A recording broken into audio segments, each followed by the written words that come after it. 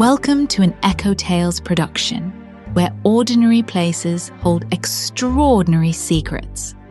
And every story invites you to listen a little closer. Settle in, dim the lights if you'd like, and open your mind to the unexpected. Let's begin with tonight's tale. Evening. Hey, yeah, evening.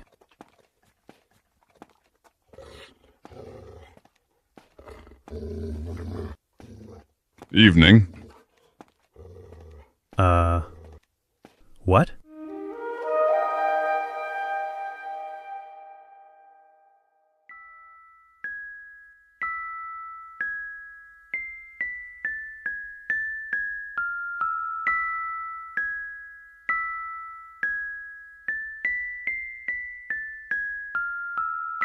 Paul Reeves didn't believe in mere coincidences.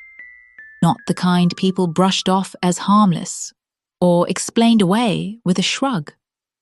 To him, coincidences were just patterns that hadn't yet been understood. Everything follows a structure. Recognizing patterns is a crucial aspect of his work, and precisely what his work as a data analyst demanded. Data analysis isn't just about numbers. It focused on identifying patterns in behavior, trends, and sequences.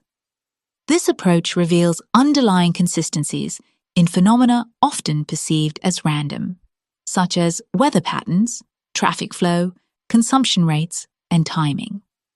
There was always a distinct rhythm to everything, and when that rhythm broke, it stood out. Any disturbances were immediately apparent. So, when Paul was examining last night's weather report at work and detected something unusual, he didn't ignore it. He did what he always did when something felt off. He checked the data. At first, nothing stood out. Temperature shifts were within range, humidity levels were stable, and wind patterns were consistent with the forecast. It was normal, predictable, and reliable, until he saw the timestamps. Paul leaned closer to the monitor. Rain started at 8:12 p.m., first as a gentle sprinkle, steadily growing heavier, then fading away exactly at 8:26 p.m. For 16 minutes, everything was precise, orderly, and controlled. Paul scrolled through the footage, then paused. He noticed an identical sequence, beginning at different moments, unfolding and concluding in the same way. The entry was recorded twice, with impeccable alignment and no discrepancies. There was no system errors or overlaps, simply duplication.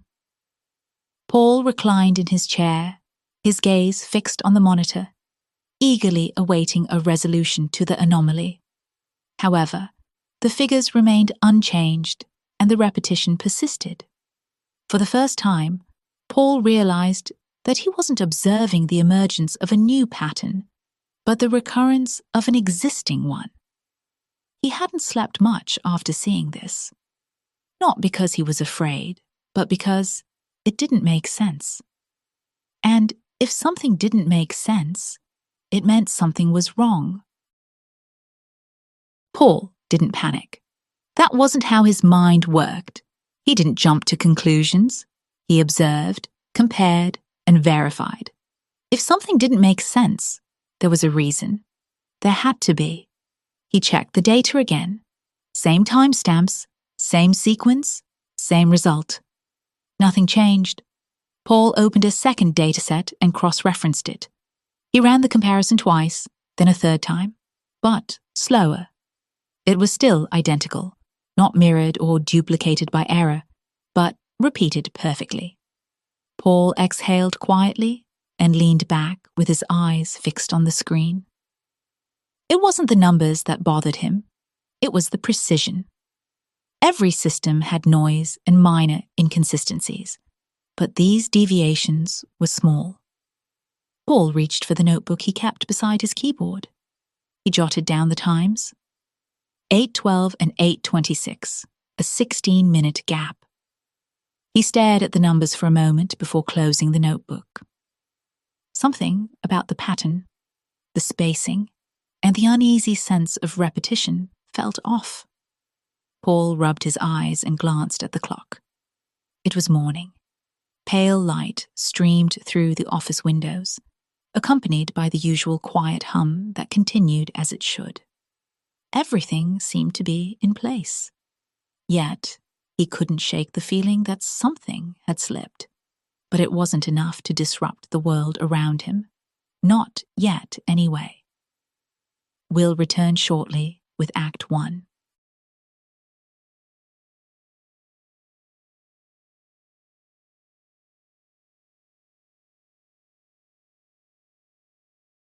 Paul left work later than usual that evening. Not because he had more work to do, but because he kept checking the data and running it again, hoping to find something he might have missed. However, the numbers remained unchanged. When he returned home that evening, he did his usual routines. The cool air outside felt unusually still, but not calm. It was heavier than it should have been, as if the night had settled into something unnatural, offering no real relief. Paul was greeted by his loyal companion, Billy, his French bulldog, who was always overjoyed to see him. Paul retrieved the leash from the hook on the wall and fastened it around Billy. They embarked on their nightly walk, following the same route, making the same turns at the same pace, so often that Paul didn't have to think about it. Billy, ahead of him, paused briefly at familiar spots and gently tugged on the leash before continuing.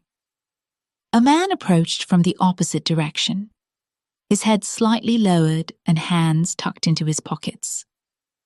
Nothing out of the ordinary. Billy slowed, his body tightening slightly as the man passed, his ears angling back for a brief moment before he continued. They passed each other without stopping. Evening. Hey, yeah, evening.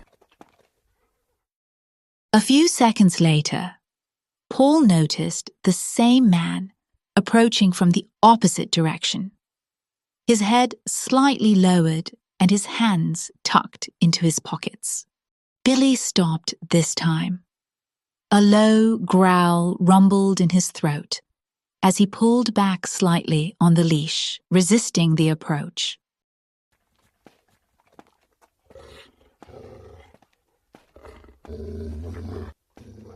Evening.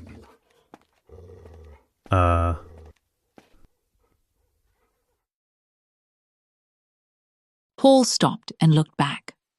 The man was already several steps behind him, walking away at a steady pace. We'll return shortly with Act 2.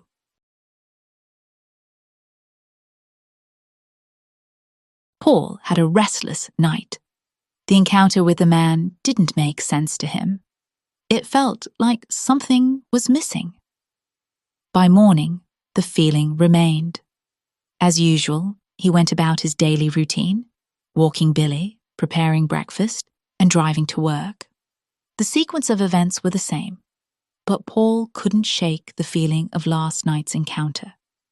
When he reached the office, he began to analyze it in his own unique way. He didn't see it as an event, but as data. By midday, the office had settled into its usual routine.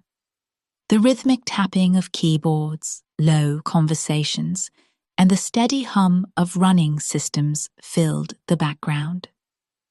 Paul took a break and stepped away from his desk. A small group had gathered near the break area. Paul grabbed a single pod and inserted it into the coffee machine, brewing a fresh cup of coffee. As he listened to the half-finished conversations that punctuated the day, he couldn't help but notice two of his co-workers discussing the strange thunderstorm that had occurred last night. However, he refrained from joining in immediately. That was a terrible thunderstorm last night. Did it affect your side of town? Yeah, it was something. Did you happen to see the meteorologist report this morning about the ball lightning? It was an unusual occurrence. No, I missed that. What happened? Two distinct areas of the city simultaneously experienced ball lightning, and the images were truly astonishing. Is that normal? No, it's not. I saw the news report as well. There's definitely something peculiar happening. Paul sipped his coffee and returned to his desk. The persistent office noise around him remained oblivious to the subtle shift in its pattern. He checked the data on the thunderstorm that had occurred last night. Paul walked to the break area and grabbed a single pod, inserting it into the coffee machine to brew a fresh cup of coffee. Two of his co-workers discussed the strange thunderstorm that had occurred last night. Is that normal?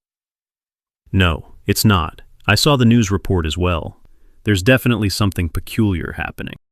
They looked at him as if waiting for him to say something more. Paul stared back at them for a moment, then turned into the hallway. He sipped his coffee and returned to his desk. He frowned slightly. A faint tension settled in his chest. He checked the data on the thunderstorm that had occurred last night. At first, nothing seemed unusual.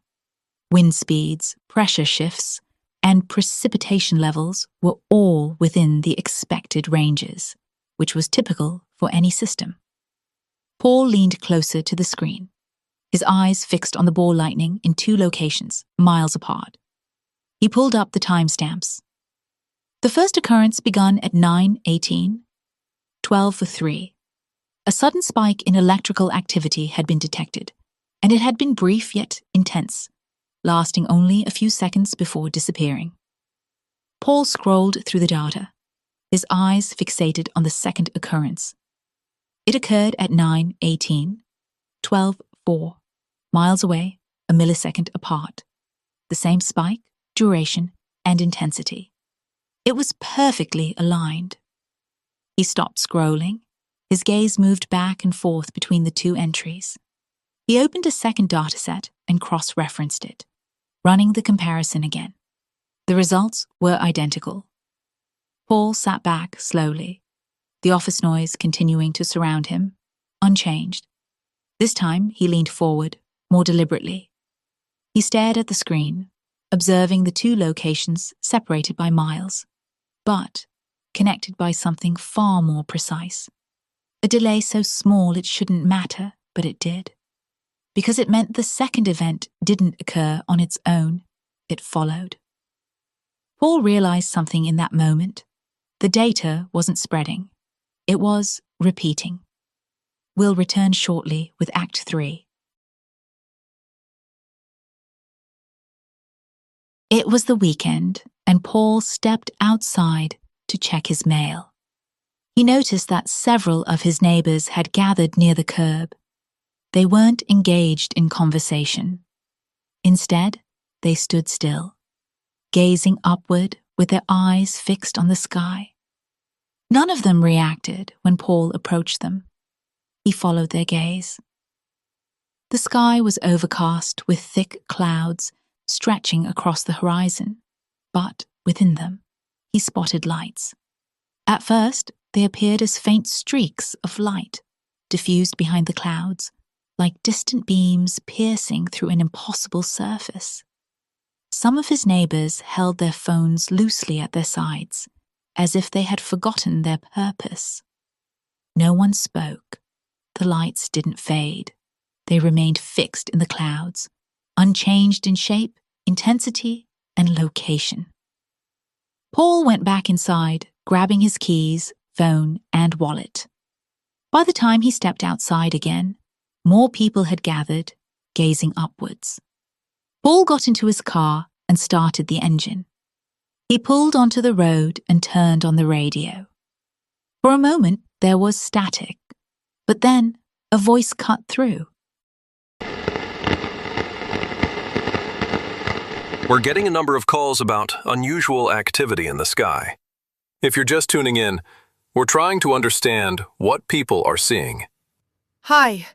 Yeah, I saw it and it lit up the sky. Something's not right. It feels like... The static on the radio abruptly cut out. Paul merged onto the expressway, but 5 miles in, traffic slowed to a crawl before coming to a complete halt. A line of brake lights stretched endlessly ahead, illuminating the scene. Engines idled and people gazed upward. The lights in the sky grew closer, sharper against the clouds, and more distinct. They were impossible to ignore. Car doors opened one by one, then in clusters. People stepped out of their cars and drifted into the lanes as if guided by a shared thought. They didn't speak. All of them gazed upward at the sky. A few cars rolled forward inches at a time, bumping the car in front of them. No one reacted. Paul stepped out of his car, then stopped. He felt a strange pull in his chest. He looked down at his hands, flexing his fingers slowly, as if testing something. Around him, people remained in place. A man in the car in front of Paul got out and glanced back at him. He noticed that people were opening their car doors and gazing upward without uttering a word. Across the lanes, a woman stood outside her car, equally engrossed in the same observation. Her expression, like Paul and the man in front of him, wasn't one of trance. They were all watching the others. The static on Paul's radio cut in again. This is an emergency alert. Seek immediate shelter and remain indoors until further notice. This is an emergency alert. Seek immediate shelter and remain indoors until further notice. Billy.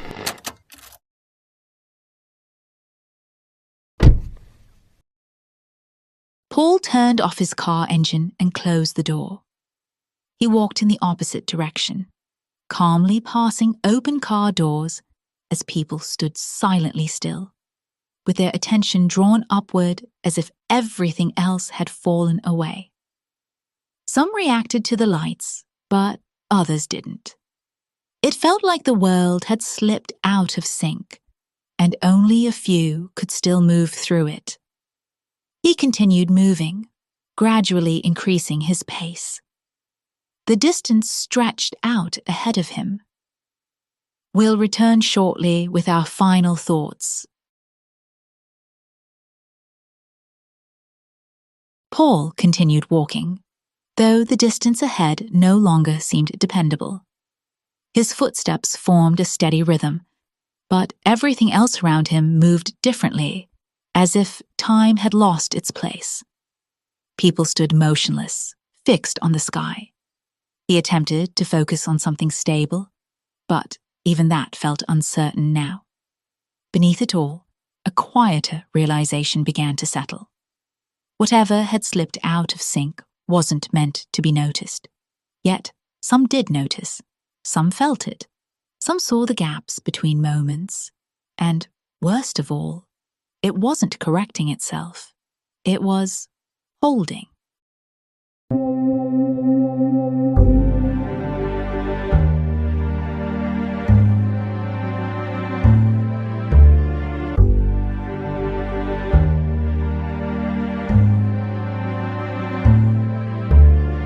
This has been an EchoTales production.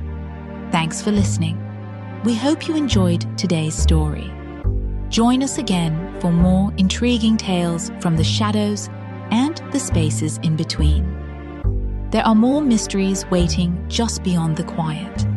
Until next time, keep your eyes open.